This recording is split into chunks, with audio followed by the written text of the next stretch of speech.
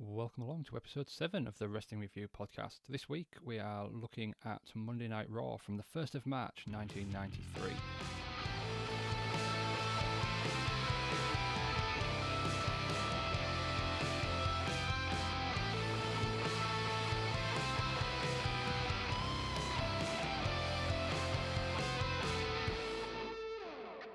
We are once again live from the Grand Ballroom at the Manhattan Center with, once more, Vince McMahon, Randy Savage and Rob Bartlett as our commentators.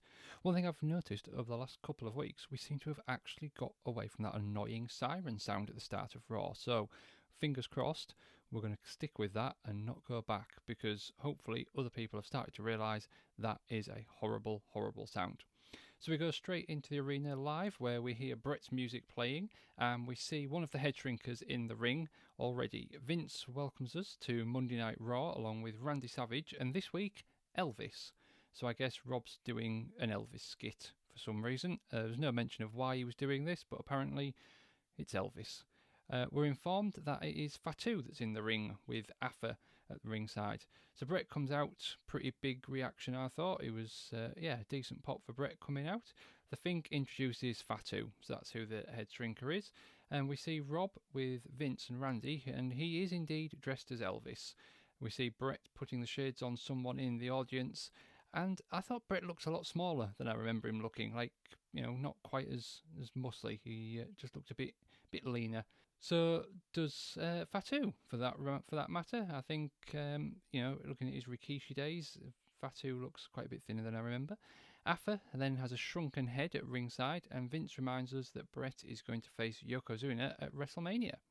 Fatu misses an elbow drop, and Bret takes over, starting to work on the arm of Fatu. Vince, Randy and Rob keep talking about Elvis and how he's actually here in the building.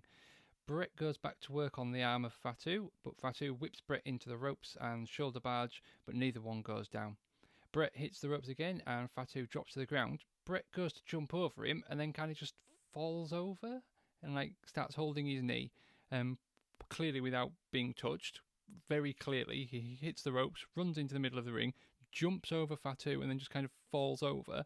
And Vince says that Afa clipped him from the outside. No, just, there's one thing trying to cover for a mistake, but we saw Afa, and as Vince is saying this, we can see Afa stood at the other side of the ring. There is no way he did that. We see Bret hit the ropes.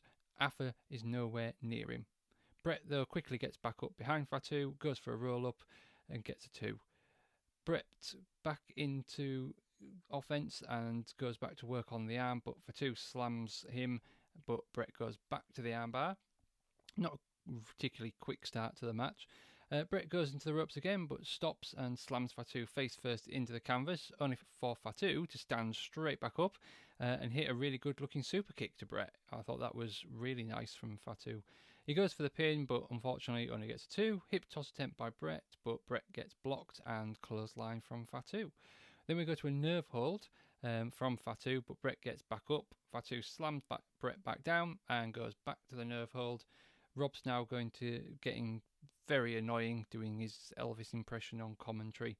At this point, Samu starts to make his way to ringside, and Bret with the crossbody, but he gets sent to the outside.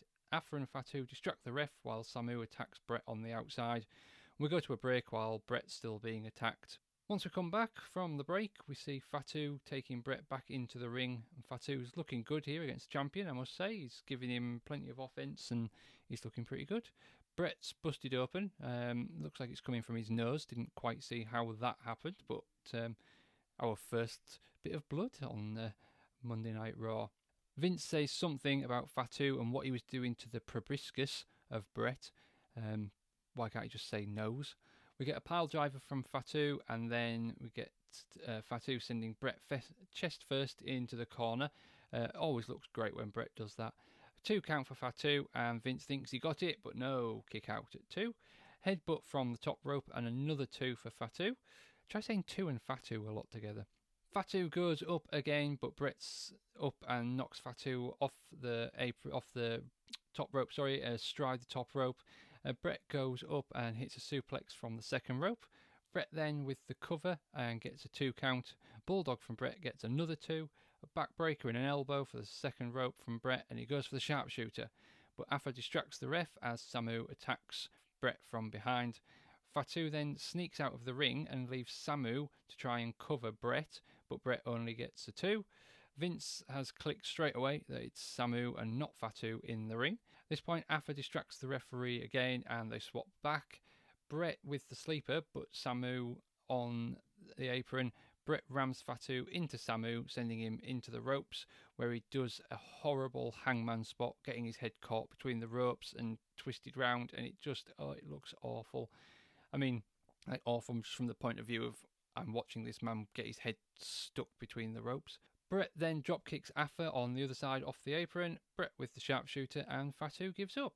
Not a bad match, and you know what, fairly decent length as well. It was a good match for, I would say, an opening match. It was a good match for Raw. It had a bit of length to it.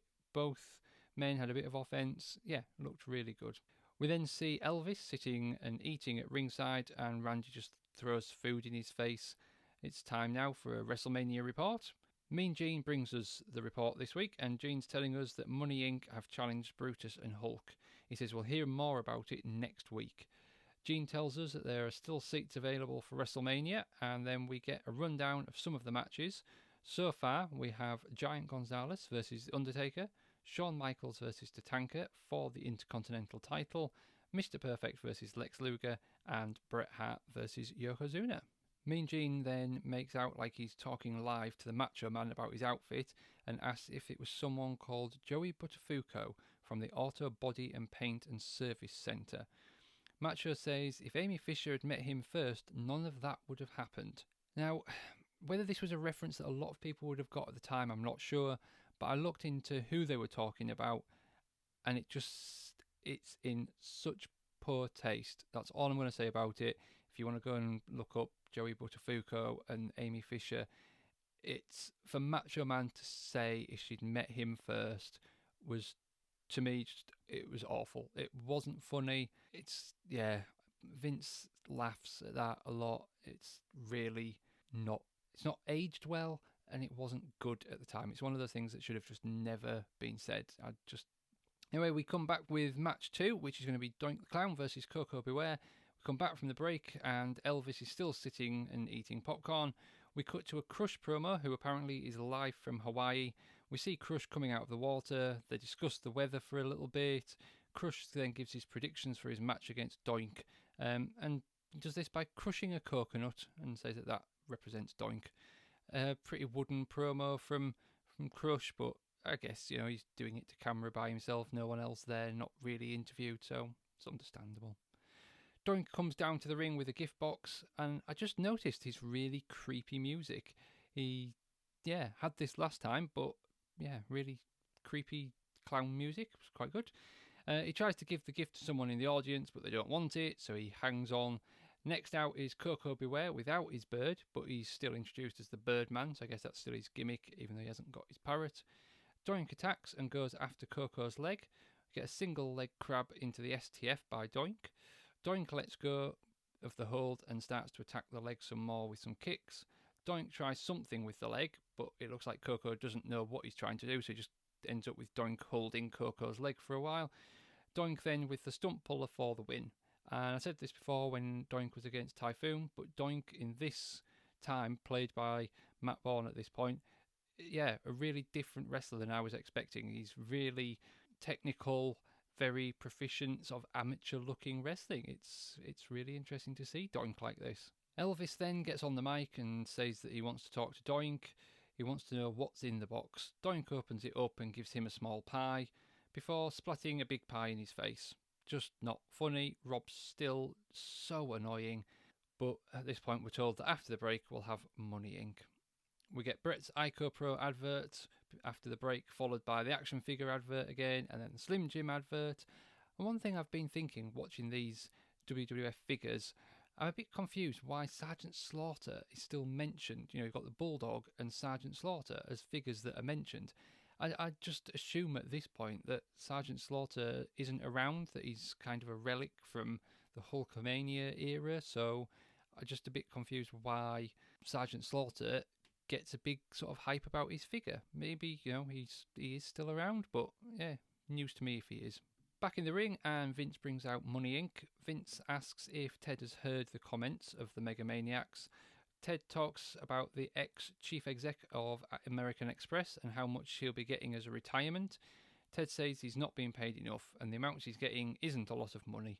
Ted talks some more about assets and liabilities. He says that he thought he heard the last of Hulk's music, but no, he's come out of retirement to aid his friend Beefcake. Ted goes on to say that Hulk's gone soft in his year off, and Ted says that Jimmy Hart was an overpaid, pretty useless manager. Ted seems to be sweating quite a lot through this promo. IRS says that all he did was give Beefcake a wake-up call and that all they care about is themselves.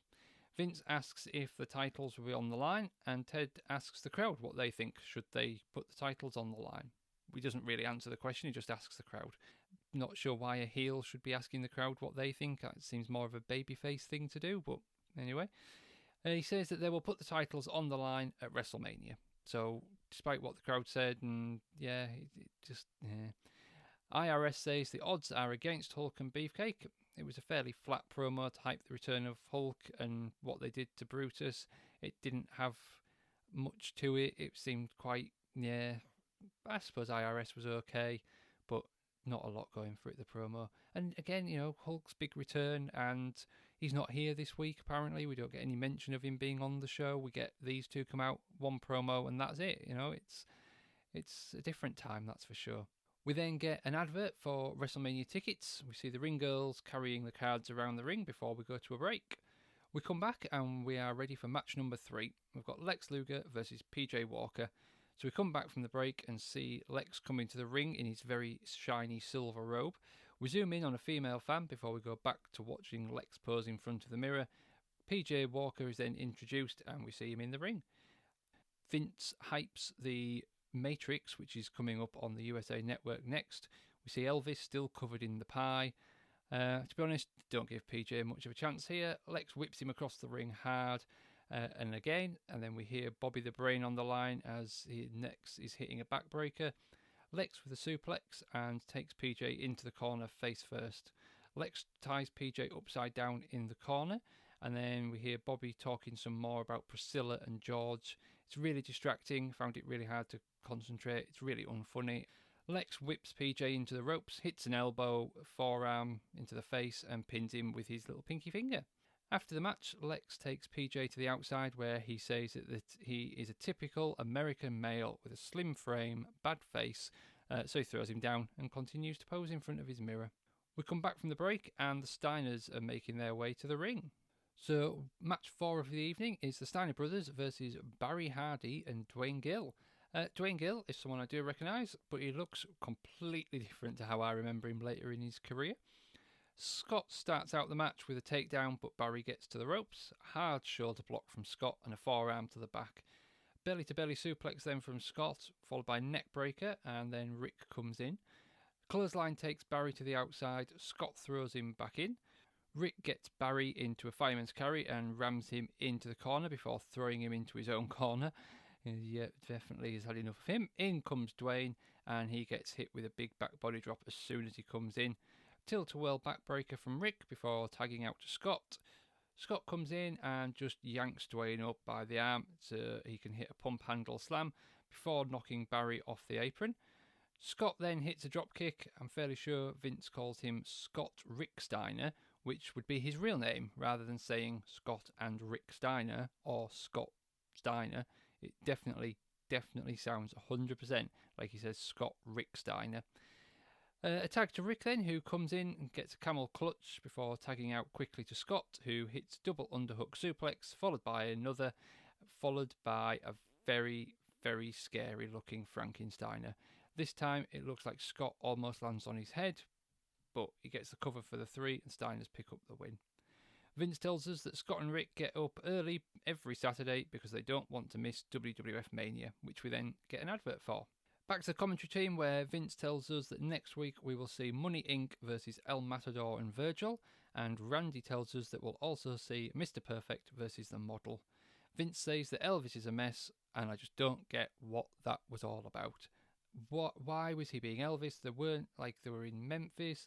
There was nothing made of it. It wasn't a hype for anything. He was just out there talking in an Elvis voice and dressed like Elvis and eating food. Not a great episode of Raw. The Bret match was okay. The others were again too short to be anything. We didn't get to see the end of the Undertaker Skinner match from last week that they promised us, which was a bit of a disappointment. So who knows what happened to that and why we didn't get it, but no mention was made of it. It's just all getting a bit repetitive now on Raw. We get one kind of longer match that's decent. The others are too short to be much of anything. There's not really great storyline progression. It seems like there's one storyline a week. I get that it's only an hour. It's only an hour long at this point, but that one story that's continuing. It's about Hulk and Brutus, but this week all we got was a promo with Ted and IRS. It's not enough to really hold my interest. I know Hulk's an attraction. You're going to tune in to see him, but I saw him last week. I'm going to tune in again this week, expecting more to have happened with this, and all I get is Ted and IRS. Week to week, there's not that story. There's not a continuity week to week. It's a different time, and again, that's why I want to go back and watch these episodes and review what we see. There's some little gems in there. The Bret match with Fatu was pretty good. Nothing spectacular. It won't make a best of Bret Hart DVD or anything, but it was good. So we'll come back next week when we'll watch episode 8 and see what we're like after 2 full months of Monday Night Raw. But for now, that is it for this episode of the Wrestling Review Podcast. Thank you for listening to this episode of the Wrestling Review Podcast. Be sure to come back next time as we listen to another episode of Monday Night Raw. Please rate, review, follow the podcast, and don't forget to follow me on Instagram at TWRPod20.